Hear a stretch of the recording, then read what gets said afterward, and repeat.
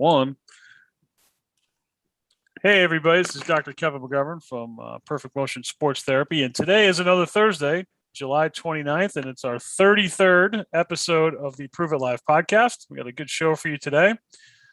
Little League coaches, pay attention. We're talking about you today. So without further ado, my co-host, Mike Frary. Mike. Oh, hello, everybody. Welcome to the Prove It Live podcast. Mike Frary from the Farm Baseball Performance Institute, along with my now famous, aforementioned co-host, Kevin McGovern of Perfect Motion Sports Therapy, and our producer at large, Ryan Gagne, a.k.a. Gagne Fruitis. So today we got a great show. Lots to talk about once again.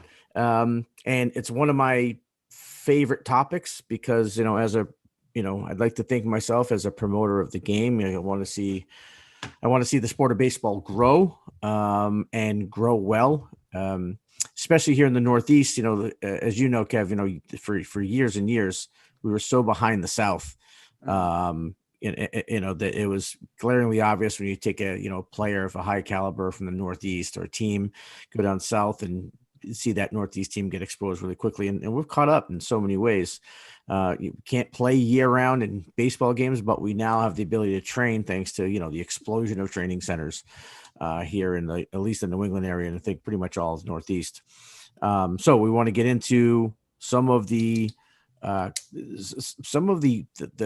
things that we see in terms of development at the youth level, Little League, things that are happening in Little League camps, and what Little League coaches are delivering to their players, and we'll get into it. But it's the problem is that there's lots of old stuff, really sort of old things still being taught that we end up having to correct as soon as these kids eventually get to us, either in a training facility for instruction, travel ball programs, etc. So we'll get into that. But first, as always, we have our top of the order, and we have a couple items on the top of the order this week. Ryan Gagne, what do we got? There's a lot of stuff going on in sports right now. One of the big things, obviously, the Olympics taking place. The MLB Trade Deadline comes up this Friday at 4 p.m. NHL free agency started yesterday. NFL training camps going on. NBA probably has something. I don't really care. The MLB Trade Deadline in our world, obviously, we're baseball guys here, so a lot of stuff going on. I know. What's the scuttlebutt? What's the latest news? Well, Kevin McGovern's beloved New York Yankees improved. I don't know. Ish. They were buyers for some odd reason, making a move to send six prospects to the Texas Rangers for Joey Gallo. And that's not Joey Gallo. Joey Gallo's dead. Joey Gallo's dead. You mean Joey Gallo? Wrong movie. That changes things. So they maybe made an improvement for some reason. I think they're like 9 games back in the East or something ridiculous. Only 1.5 out of the wild card. We need a left-handed bat. Yeah, and actually someone to stay on the field. Sorry, they're only 8.5 back in the East. They won last night. We need someone to stay on the field. The wild card. In their defense, I mean, the biggest issue with the Yankees is like they've left a small country on base this year, right? So leaving people on base, so they're looking for a bat to help drive some runs in. I think it's typical Yankees, going out and get the big power guy. That's all they seem to always look for, at least in recent years. And I don't think coincidentally, it's also the years that they have not been winning, but we'll see what happens. We'll see how it shakes out. And what about our Red Sox? What are we doing? We going to get anybody? That's a great question. So, there's rumors out, we're still linked to Anthony Rizzo from the Cubs. They do need a short at first base. It's been glaringly abysmal all year, the production at first base. Between you can't have. Guys. What's that? Which you can't have. That's the production's position. That's the production spot, yeah. You got Bobby Dahlbeck hitting 210. So that leads the Yankees 210. That's true. That's true. You got other guys, Michael Chavis has been playing over there. He's not hitting all that well. We've got, Danny Santana, who is not hitting well. Frenchie Cordero, who they're trying to make into a first baseman. Apparently, that's an experiment. So you definitely need to shore something up over there. Rizzo's been talked about a lot. Apparently, there's been an offer made. Nothing's come to fruition yet. They're also linked with Max Scherzer, the ace of the Washington Nationals, only a few years removed from a World Series title. Now, where is speaking of aces? Where is your ace that I believe was operated on in December of 2019? Yes. Where is he planning on coming back in the next 10 years, or what's the story? I think he'll be back in the next 10 days. He's made a few rehab starts. 10 days. Okay. So 2.5, almost 19 months after Tommy John surgery. Yeah. Unacceptable. Got to be perfect. What's so Scherzer, who I thought for sure that the our local AL East team would be after here, looks like he's going elsewhere, right? Well, they're kicking the tires. Apparently, John Henry, the owner of the Red Sox, went to the GM and said, "Look, make this happen somehow. Find a way." Scherzer has a full no trade clause that he would have to waive, and his preferred destinations are on the West Coast. All three of the top NL West teams are in hot pursuit. You got the Dodgers, the Giants, and the Padres, all looking to kind of shore up their rotation. That's the hottest division in baseball right now. So they're looking for any help they can get. And with that, the West Coast being a preferred option, for Scherzer, it's looking increasingly likely that he'll end up with one of those three teams. Unreal. If I could have my 2 cents, I think the Red Sox should do absolutely nothing. They probably don't need to do anything. They have I still think the National League is AAA. With an out every night. Every ninth, every ninth guy's an out. Sorry, every ninth guy's an out. It's you can't compare. Sure. Being at live games with the Yankees and Red Sox and watching them, I mean, anything that there's blood in the water, the Red Sox attack and kill you. And I just think anyone you get a big name player who could mess with that. That you've got I'm not saying that Scherzer would be a bad clubhouse guy, but anyone that messes with that clubhouse right now would be an issue, I think, for the Red Sox. They can't. I mean, the Yankees had them with a no-hitter into the 8th inning, and they lost that baseball game because there was one drop of blood in the water, and that was it. They went and they stepped on their throat, and that's what they do. They step on people's throat. Find ways to win, that's for sure. They're definitely a fun team to watch, that's for sure. And that's why I think, if to go and get a big guy, it would be an arm because they're going to have the least effect in the clubhouse versus an everyday guy. But anyway, we'll see how that shakes out. Hopefully we have some good stories for next week. Other thing I wanted to bring up was something I showed you, Kevin. I think I talked to you, Ryan, about it. It was on Twitter and had some surprisingly a lot of negative feedback from. But MLB Network with Billy Ripken and who was the other guy there? Ron Darling. Mets. So it was Darling and Billy Ripken. And what they were doing is, so I didn't watch the beginning of it. So I really saw this from social media. I saw it from Twitter. Someone posted it. So you don't see the lead in, but clearly somebody over there believes that the radar gun is juiced. The radar guns in MLB are juiced. It's something that I've been saying, I'm not sure of it, but it's something I've definitely been questioning. Again, you didn't see middle relief guys coming in throwing 98, back in the late 90s, early 2000s. Or 103 getting squared up and hit out of the ballpark. That's right. So the effect, and we've gone over it, strikeouts are going up, but they're not going up at any higher rate than they had over the first, year to year, 20 years ago. And so it seems all really consistent. So what they did is they did a video, they had it side by side, we were going to have it for you to pull it up, but I suggest you go and look for it. It's velocity, old versus new. And basically what they do is they line up two pitchers side by side. They had like Kurt Schilling on one side, and they had like Max Scherzer, for instance, on the other side, or maybe it was Blake Snell. Someone throws, absolute gas. And at the time, Kurt Schilling was throwing 95. I think he was topping out around 96. and they sync these videos up perfectly. So right at the power position, right at release. And then you can see that they're literally hitting the mitt at the same time. In fact, some of them, one was Pedro, and I think Aroldis Chapman, or someone else was throwing hard. Mike Mussina got to the glove Mike before other Mussina people was in did. there. The older pitchers were hitting the glove faster. And, of course, the radar guns were showing the modern-day pitchers, the players playing today, throwing, 100 miles an hour, 99, 101, and the pitchers in the late 90s, early 2000s throwing in the mid 90s. It's a 5 mile an hour difference, sometimes a 4 mile an hour difference. That's a big difference. Number one. Number two is, what that tells you is that if this is true, that the radar guns are being juiced, and why? I mean, I think the answer is obvious why, which is people love the radar gun. They see the radar. I love seeing the radar gun being lit up, just like they love seeing home runs, and they like to see the 485-foot home runs, etc. But anyway, I thought it was an interesting thing, and you know why it's important to me is because it trickles down. So Kevin and Ryan could tell you this. We have a lot of guys in our program, pitchers that are just too obsessed with the velo. And it's I got to get this, I got to get to that, and we talk about running guns and pull downs and all this stuff that we're doing just to get that 90. Isn't there? Number.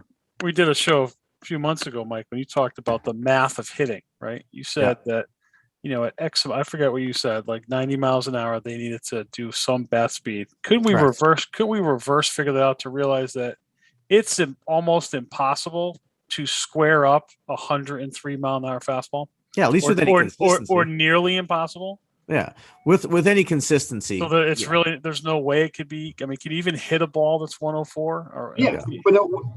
But you don't see it. It's the full-on guess. So but I mean, it looks like. I mean, it could be a full-on guess. I'm just saying, like, could you even? Yeah, I mean, could you? I mean, they have Chapman throw 103, 104, and dude, he is crushed. I know. Like he's not slapped anywhere. Mariano Rivera was slapped. He's getting bulleted, and that's sort of the point. So to answer your question, right?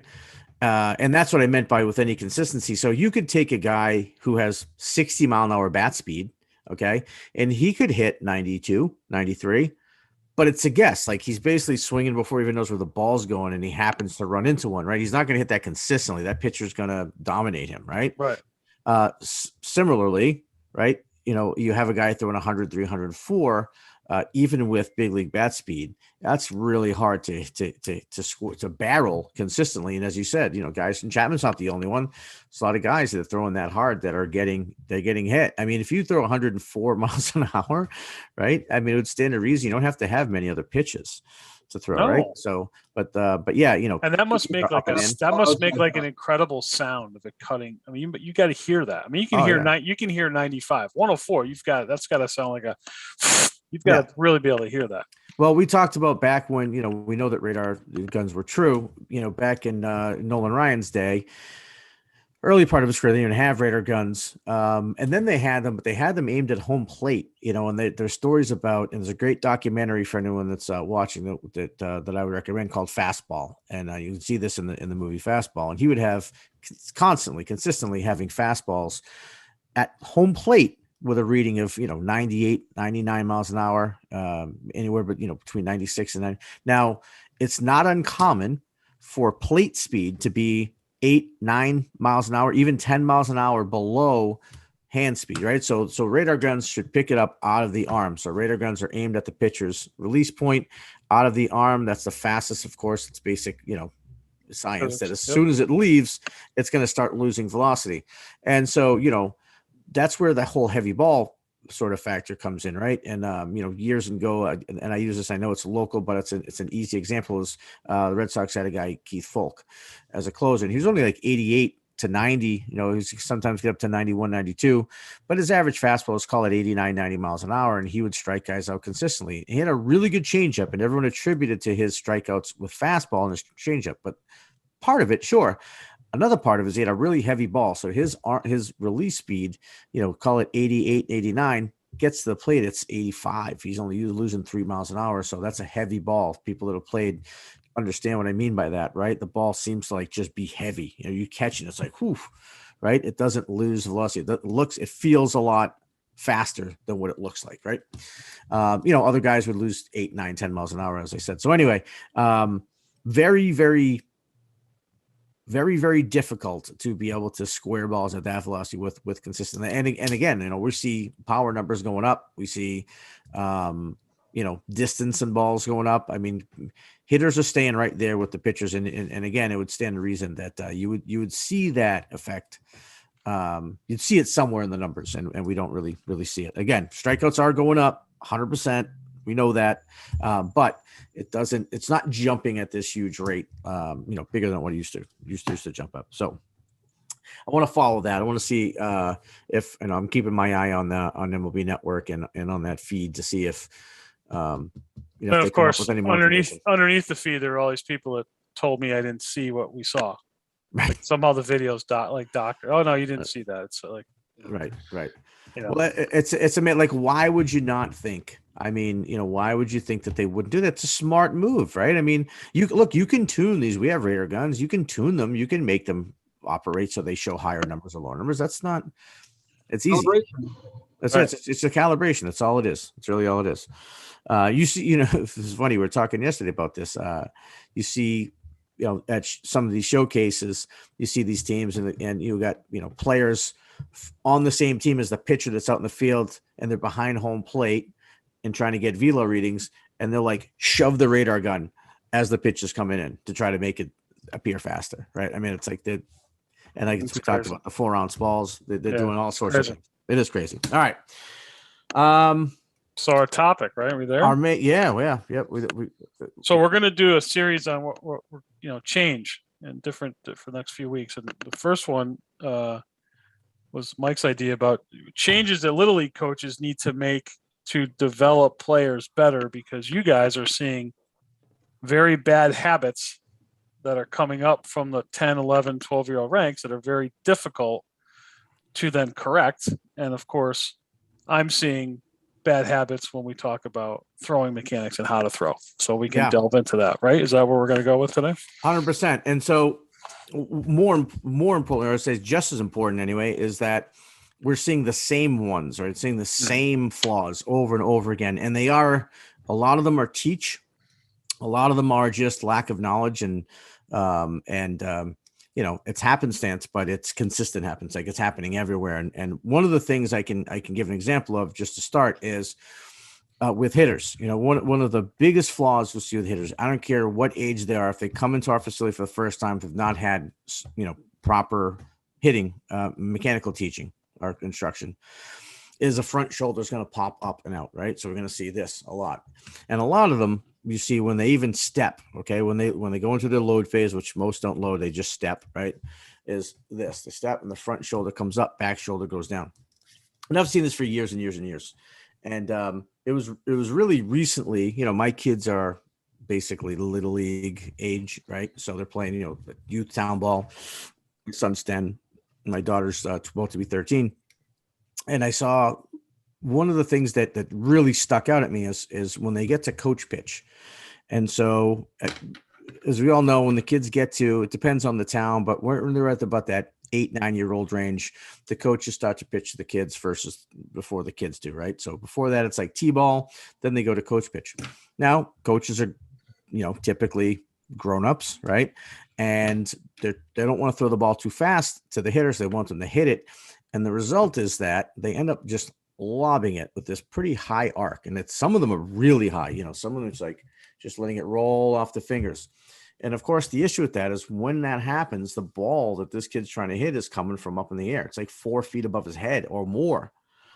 And so if you match that up with, say, slow pitch softball players, and you see the way they hit, where they intentionally get the front shoulder up, bing, bing, bing, you see what's happening. And so in order to hit that pitch on plane, right? Like you want to hit it square. I think you naturally want to hit it square. So even without instruction, these kids are lifting the shoulder up, trying to match the plane of that pitch. And it's a very impressionable age, that 8, 9, 10, even 11, 12, really impressionable ages. So the repetition of that, like we say all the time, every rep is one rep closer to that being your permanent, your permanent movement. And at that age, not having, any background, right? Not having any experience playing the game, that sort of takes pretty quickly. And if unfixed very early on, that player is going to keep doing that until they're 14, 15 years old, which is what we see now. As you know, Kev, that's not really something that's going to really hurt a kid, all right? But it is a pretty huge mechanical flaw. It's going to hurt it. It's going to hurt a kid in his success rate, like you said. He might be the big fish in the little pond when they're 11 or 12, but come to a 13-year-old doing that flaw, that now we're 70 miles an hour or 65 miles an hour. That's by him, right? So maybe they quit. Maybe they go play lacrosse. Maybe they do whatever, because baseball is no longer that instant gratification that everybody is looking for, which doesn't exist on the baseball field for sure. No, that's right. I mean, we talk about the drop-offs, right? So 12 to 13. So after Little League, you have like a 75% drop-off, right? So like 75% of the kids that play Little League don't go on to play higher, right? So Babe Ruth, whatever it is in your town. And then the other was 15, right? So at 15, that's high school age, right? So basically 15 going to 16. So that's after freshman baseball going to JV varsity. You have another huge drop-off. It's in the range of 50%. And that's when, it really gets exposed, because now you have to have solid mechanics to hit, certain velocities. Sure. We talked about the math just a second ago, right? So, but one of the ones that does potentially injure or hurt, injury wise, is throw mechanics. And this is another thing that we see. And we're going to get into like what we think needs to happen here at the youth levels. But I'm seeing, first of all, let me say this. We all respect Little League coaches. It's a very noble thing to do. I mean, they're volunteers. They're giving their time. Some of them don't even. I know tons of stories where that's not their intention to coach, but they're looking around, no one's stepping up, and finally someone goes, I'll do it so the kids can play. And a lot of those people, in my experience, they want to know the right way. Here's what happens. There'll be one clinic, okay, for those coaches. There'll be one like wintertime, whatever. It's like a clinic, right? Where a guy will, it's usually a guy who's been around the town forever. He'll teach the coaches. He'll put them through this little clinic and teach them all these little drills, right? And that's it. Now, a lot of them will write stuff down. They'll take video of it, whatever. There's two problems with that. Number one, you're not going to learn nearly enough to pass on to children, to young kids in one day. And even if it's a 2-3 day clinic, okay, not enough. That's number one. Number two is part of the problem is what's being taught in that clinic is the wrong stuff. It's just the same thing that's being taught for 30 years. No reason why, right? And we're huge on the why, right? Why would you do this? Why do you do that? Why do I put my arm here? Why do I put my hands like this? Why do I put my feet wide? There's no why. So, and look, these volunteers who are given their time, they take that, they go, okay, well, I guess that's the way to do it. And they go pass as much onto those kids as they can. And then some others might go to like YouTube or whatever, but we all know, and we have a whole segment about stuff that's on YouTube, right? Yeah. So that's what it is. Now the throwing thing, Kevin, right? And we talk about this T of the scarecrow. I see this all the time. It's everywhere. It's step one of every syllabus in the planet, and it couldn't be one of the more. It's a horrific position to be in. But I see my own profession. I'll see physical therapy, posters and do physical therapy where someone's got weights out here or bands doing this. And for those who aren't watching, my arms are out completely abducted in a T position. Just do that and leave your arms there for 10 seconds. And see how that feels. Okay. It doesn't feel good. This is a direct impingement movement that should never, ever be done. And I go back to the natural ability of the body to be an athlete. All three of us have children. Did any of your children pick up a ball when they were 1 or 2, whatever, and get into this position to throw it? They picked it up and they went, foop, and threw it. The T is a teach. As we get further along down, the W, the inverted, whatever, those are all teaches. Your body does not want to do this movement. It doesn't. And that T is a horrible position to be in, especially for the 10, 11, 12-year-old player who's going through all kinds of changes in their body. Everyone is, their posture is bad, and that couldn't be a worse starting position. And there's no why behind it. There's no, well, we do this because, well, why? And there's nothing, there's zero why. You can't prove why. There's no kinesiological why. There's no velocity why. There's no accuracy why. There's just no why. It has just been done. You say 30 years, I'll go back to 5,000 years. This is, I mean, it has never changed. The incidence of injuries to adolescents are through the roof. And it starts with that one movement flaw. Or I should say not movement flaw. It's not a movement flaw. It's a teach. Yeah. The body will never get into this position. It's a teach. One of the things that, and it's, I've learned a lot from you, obviously. So I might've got this from you, Kevin, even, but I remember, one of the things that we would do with our athletes in terms of, why this is bad is I would have a group of 20 kids and I would say, okay, everybody put your arms out to your side and hold them there for a second. And I would walk around and show everybody that when their arms are out to their side, they weren't out to their side. They were slightly in front. That was more of their natural position where they would go, not this, not reaching back here. And, as an example. So, and then just to go beyond that is just, obviously it's unnatural. If your body naturally, when you raise your arm, goes to this place with my arm slightly in front of my body, I'll turn, right? Like, well, what will the gurus say about pitching? It's an unnatural movement. It's not. I know. Unnatural would mean that the body doesn't get in that movement. That would be unnatural. Like, it's unnatural because we've made it unnatural. Correct. Right. As a community. Right. And so, yeah, I mean, it's unbelievable that how much you see this. I mean, it's even, when they're talking about throwing from the field, they have, they do the fields, right. Then they pull it in, which is another, like, again, 70 years. It's useless. It's pointless. It's extra time being taken. Right? It's extra time being taken. And if you watch, you'll see that the vast majority of errors happen that way because they do this and they're pulling before the ball's in there, hits the toe of the glove or completely goes underneath, right? You're supposed to go up and through the ball, right? And that makes, and you bring your body to the ball. You go get it, you go up and through. And so the ball has nowhere to go. That's the next thing. But that fielding and then jump up to the T position. And it's like, you draw a straight line from the ball through this hand, through the glove. And it's like, it's not a rifle. If you literally had like an MRI, like an X-ray or that could show, what's actually the compression on the joint, on the rotator cuff. And then once we compress that, the next thing down the line is our elbow. The little league elbow, shoulder impingement, all are from these, what started off as the T and then went to the M, the W, or whatever letter that they're using. And those are all teaches because the body would never do that on its own.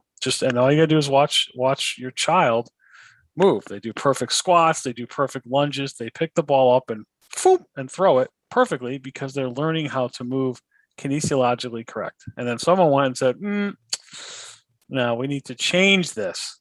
Of course, there's no rhyme or reason as to why.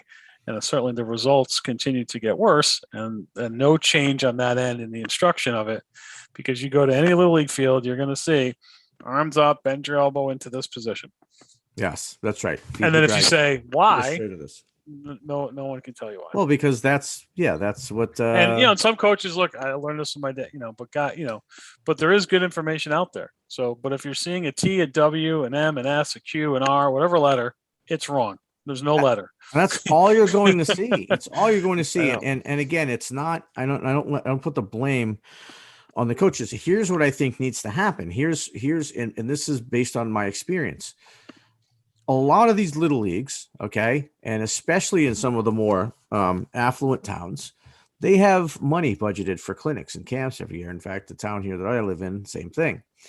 And what they ultimately use that money for is, kids clinics. So they'll say, okay, we're going to bring somebody in from a facility, right? Some professional instructors, and we're going to do a clinic for, 2 weeks or whatever, in the winter. It'll be held at the high school gym, whatever it is, right? And tons of little leagues do that. And some will even do it. They'll wait until the springtime, so at least they're outside. Okay. And look, I've even done some of those, like, when I first started my program, just, to get some relationships with some local towns. But two things with that. Number one, there's lots of professional instructors that would teach that. Okay. But the bigger issue is this. those kids are not going to retain that information. They're just not. Again, it's like this tiny little crash course for something that needs to be a muscle memory that you need to build in a muscle memory. It needs to be a curriculum. Every town, every little league needs and if that's us that have to create it for them, then we need to do that. But it needs to be baseball, any sport is a constant game of learning. Most, as we know, baseball is between the ears. That it's a crash course. I mean, kids today paying attention. I mean, you've done camps. I mean, there's the bird. They're just not retaining that. It needs repetition over and over and over again. It can't be just a 3-day emergency course on throwing mechanics. It has to be videos and constantly, because you know how long it takes someone to change someone's mechanics. I mean, tons of time. It's not going to happen over the weekend. No, it's not even going to happen that year, obviously, even if it's done right. Okay. So here's the fix. The fix is towns, little league coaches, little league board members, directors, don't spend that money on camps for the kids. Spend it on a coach's camp. A real coach's camp, okay? A certification program even, okay? 1,000%. And we've done this with a couple towns and have seen ridiculous success, okay? And here's why. If you train the coach, the number one influence, okay, again, 75, probably more percent, 80+% of kids in that little league, they're not playing in a travel program. They're not doing private instruction. It's just town ball for them, and that's what they have. And so their number one influence is going to be their little league coach. That if you train that little league coach, just the basic stuff, the proper way to throw, the proper way to field, the maybe 5 tenets of hitting, right? What a proper load position looks like and why, how you get to contact, right? How to use your legs and why, hands. That's it. And the finish. Okay. The why has got to be gone over every single time. And once people see the why, they're going to learn. They go, oh, I get it. Right. I understand. Right. It's not just, it's like, when you first figured out math for the first time, you're like, you try to memorize the formula. And then when you're like, oh, I get it. And it just became, I get it. Cause I understand the formula, and how you get something, at least in my experience, is you've got to understand it to be able to teach it to somebody else. And a lot of it is common sense when you think about it. I mean, like once it's shown to you, you go, oh, that makes perfect sense.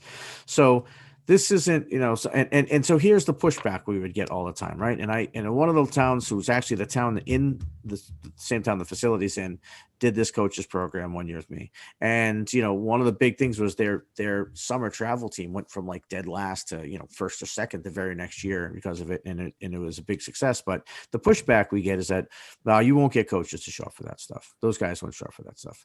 Make it mandatory. It's not hard. They have to. You want to coach your kid, make sure he's batting third and playing shortstop every game. Well, this is what you got to do. And what kind of coach? I mean, we're always learning. I mean, think that we're always learning. We're always trying to better my product.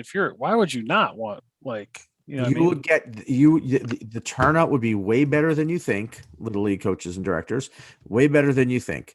And you could get 80% buy-in, right? And look, the parents will give you the feedback. If your kid's on a team where the coach is informed and he's got some things that he can pass along to that kid and develop them, they're going to be happy. And the ones that don't obviously aren't, but it's really important for two reasons. Number one is this is a game of failure. Like, you're going to fail all the time, right? And that's not just hitting. Everyone likes to go to hitting like, oh, you hit 300, it's fail 7 out of 10 times. Yeah, that's true. But if you're a pitcher, especially at the youth level, how many times do you miss your spot? All the time, constantly. You don't get the break you want in a breaking ball, even when you're at a higher level, right? I mean, there's so many times that you fail, and so having moderate successes, we're going to keep the kids engaged and keep them engaged in the sport. And maybe that drop off isn't so big anymore. And by the way, if they learn to hit the proper way, because a lot of big reason for the drop off is, oh, big diamond, right? I can't throw hard enough to pitch at that level anymore. Or, Babe Ruth, I'm a young 13, there's 15-year-olds throwing gas. I can't catch up to it. Maybe with some instruction, a little bit of instruction, again, the basics, the bare knuckle fundamentals, they have some success and they stay. Maybe that drop off isn't so big anymore. And I think that really needs to happen, or, around the sport, and forge relationships with with your local travel teams and facilities. And that's another thing I see all the time. Like there's this fear of that, these towns are afraid to, bring travel teams in because like, oh, they're going to steal our kids. No one's looking to steal your kid. Any kid that goes and plays travel ball, guess what? He's going to go play travel ball, whether it's in the program that you now have a relationship with or another program that you don't. But they're going to, because some kids want to play at a higher level. It's just that simple. And you could absolutely benefit from some of the programs in your town. So I think that's really important. I think it's a little too stagnant. I've saw it before, just as a program owner and, having a bunch of kids in my program. And now I see it with my own kids. All right. I like it. All right. What do we got next? So, you had some questions for me, I think, right? You did. We had some questions. Yeah, we had. Well, it was a question about last week. We had a viewer comment about USA softball, slap hitting, bunting in the Olympics. I guess there was I'll dig it up here. There was a hitter that was like benched or not hitting. The EP. Yeah. So basically the question was essentially, why is Olympic softball not emulating or mimicking college across the board? Yeah. My guess is because it's the international influence, you know what I mean? And I wish it would. There's lots of things in the Olympics that I think that they could do different. They could definitely do better across the sports, but I don't know the exact answer. Obviously I'm not in the Olympic committee, but I wish they would. And what happens is, the international game trails behind in a sport like softball, a diamond sport, it does trail behind the US, right? And so trends became in the US, the international community sort of falls behind. Some are faster than others, right? Obviously like Japan, ironically the Olympics are there, but some don't. And I can tell you this, the sport of softball has changed quite a bit over the last 5 years, especially over the last 5 to 10 years. You have hitters, like Laura Chamberlain, who has, like a big league swing, right? She looks like you match her up against the silhouette of any big league hitter and it's going to look the same. And that's sort of happening more across the board now. Like that's what's being taught at the softball level is what they used to call the quote unquote baseball swing. Swing is a swing, right? All the Y's are the same. So the swing should be the same. And those things like the slap hitting, like the bunting do still exist, but you can see them being moved out of the sport, at least greatly diminished. And I'll give you an example. So we have youth softball program as well. And 12U level, we go out and it's interesting because we see these teams and a lot of times like they're called like, the Bombers or whatever, some name that makes you think like they just crush the ball. The slap hitters. And they'll lay 19 bunts down, 19 of them. And I'm not saying an exaggeration, like actually 19, but, and, our girls, I remember had a game a few weeks ago that they lost 2-1, out hit the team like 8-2 or 8-1, 8-2. And lost because, they bank on the idea of a 12-year-old not being able to field the ground ball that well. Right. And so, or have the arm strength, even if they fielded it perfectly, not having the arm strength to get the out. So you do still see it at the U level. But that said, the very next age level, and softball goes every 2 years to go to 14, and it's more than cut in half. So now you got to actually, hit. And so it is moving, especially at the higher levels. It's moving more out of the sport. And I think eventually the international community will follow suit. Nice. All right. So I know we didn't talk about my movement of the week, but I want to add that in before we get to our favorite segment. So if I could have 2 minutes. So last week I talked about the ball and the glove of being into, supination facing you. And people have then asked, well, what do you do then about taking out the glove? You don't. You leave it there as long as possible. You leave your hands in this position or some position inside of your body. As soon as you take it out of the glove, now you've got to hold it up. You need muscle to hold it up, and you're creating drag. Okay. When you turn your body, no matter, I've done tricks where I've put it in my hat, I've put it in my pants, I've put the ball in my back pocket. When you turn your trunk towards home plate, your arm will find its slot. You do not have to take it out and point it to your shortstop, point it to your second baseman, point it to your center fielder. In some cases, point it to your right or left fielder, depending on if you're righty or lefty. Just hold it home. Just caress it. Just hold the ball nice and relaxed right in here. And when you turn your body to home plate, the ball will be there all the time, every time, because your brain knows that you're going to throw it. And as far as I know, we don't have to reach back to have power going forward. So we get power going forward by turning our trunk and our arm accelerating last and downhill. Any movement that is out of the glove pointing to outfield, center field is creating drag and is causing the ball to work up against gravity, and you will lose performance and you will get injured every single time. It's just a matter of time when that happens. So keep it in your glove. So that's a good point. And so speaking of just like staying on topic of where we're with the coaching thing, right? You know, again, there's no, and I remember, Kevin, I asked you last week when you did that segment is, you know, where did this come from? Why this? And it's like, you know, I think your answer was like, you know, why anything, right? Why, where does, you know, back in the day, you still literally think they're winding their arm up, actually would give them more throwing power. So, you know, there's another perfect example, right, of something that just is, and it's been taught that way, and it's been stuck there Forever. So, yeah, forever, so literally forever. We gotta not be afraid to try some new things. It's not wild, it's not crazy. There are pitchers out there that throw like that, actually. Maybe not in the big leagues, though. I think Halladay was the closest, but anyway, don't be afraid to try some new stuff. All right. We're ready. We're ready. Why would you do that? Why would you do that? Why would you do that? We have a good one today, by the way. Let's see it. We need to get like an actual audio drop right there. Well, we have a format. We do. I'm going to be going and I can actually put that onto the thing and press the button. We need a drummer. What famous drummer should we get? The new format is going to be Do you play drums? A drummer. All right, we could use you. Like who's right behind me? Look at. All right. Well, who's who's not doing anything right Ryan's now? probably better than me. Like, what's Alex Van Halen doing right now? You do anything? Can we get him? He died. No, Eddie died. Alex is still alive. So look, Eddie's dead. Joey Gallo is dead. Callow. Joey Gallo? Right. Well, Gallo's dead. Yes, exactly. I'm aware of that.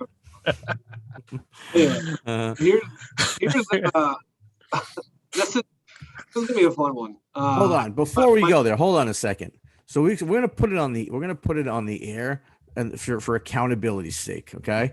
Kevin and I are gonna get together and upload this new. We have an awesome new format that's coming, and that it's gonna change the look of the show. It's gonna give our producer a lot more stuff to play around with. It's gonna be really cool. We just got to we got to do it. Gotta do it.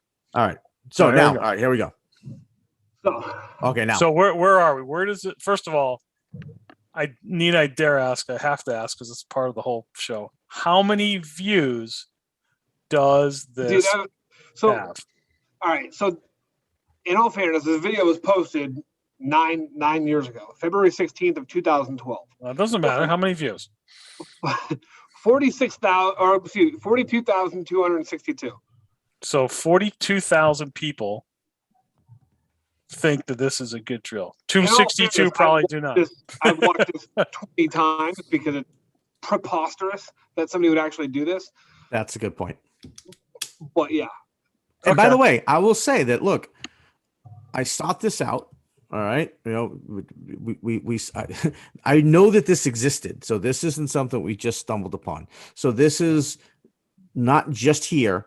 This is a thing. Here we go. So this is the fat. Is this the fat? What's the premise of this drill? Fast hands drill. Oh, you're fast hands. Fast hands. You watch these fast hands. Ready? Like,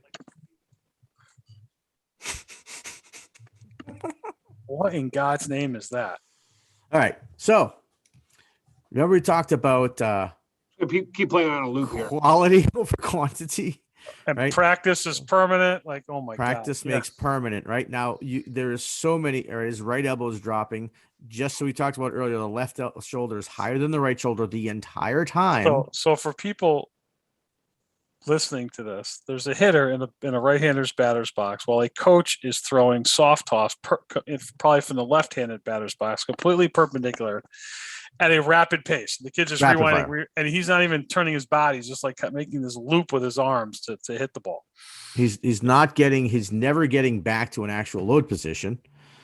His hands are just in constant motion and constant incorrect motion or improper motion as well, right? So, and then the finish, the coach has him hold it for whatever reason, because it's not the motion that you would want. Now, of course, this is not the kid's fault. The kid's following the coach's lead here, right? Obviously doing what the coach. In fact, he looks like for people not watching, he made him get into this finish position with a very bent front knee. So it'd be interesting to see where this kid is now. Probably playing lacrosse or not playing baseball anymore. when was this video?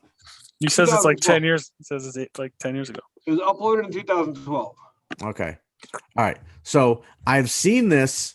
I saw this on a field. Okay. Probably it was this year. So it was during the 14U season.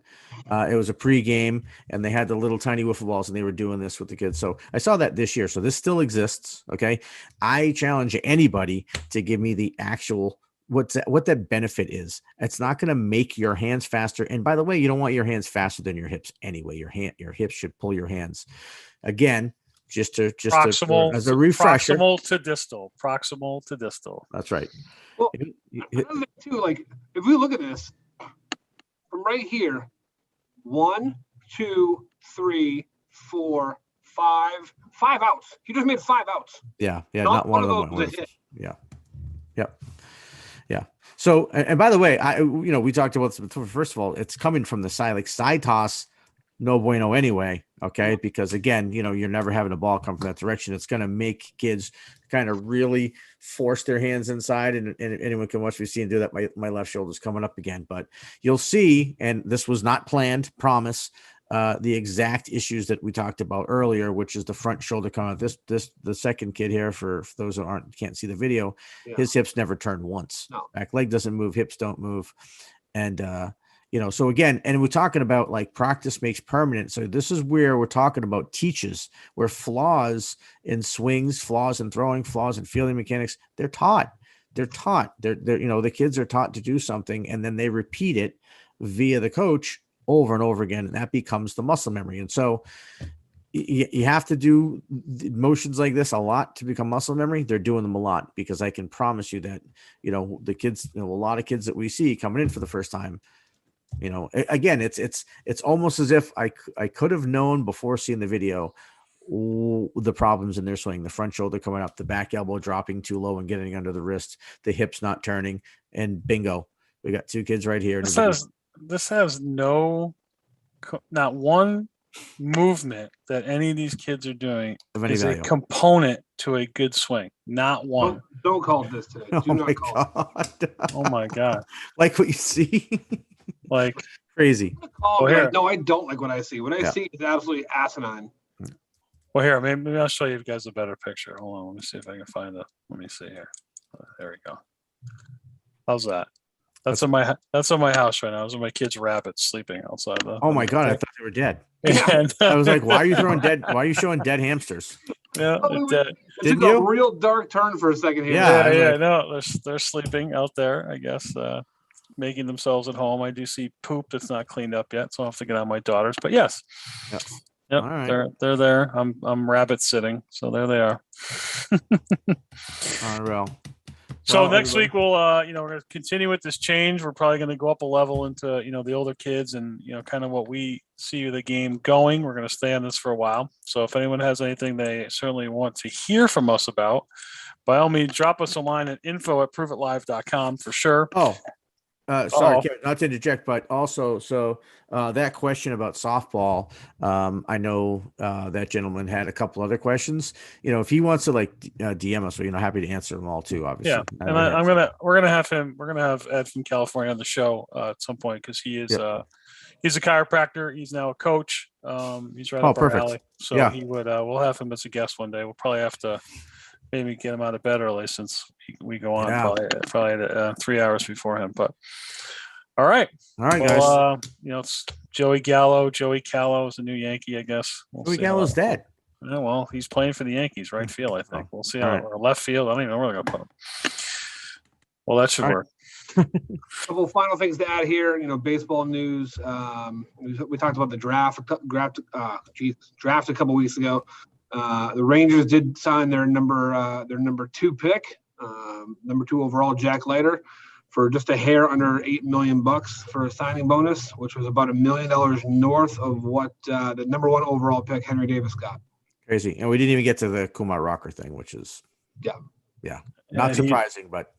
Yeah, Kumar Rocker is already hurt with elbow problems. So, and we'll fail a physical if it's Other true. News, the sun rose on the east this morning. Yeah, right, exactly. All right, guys.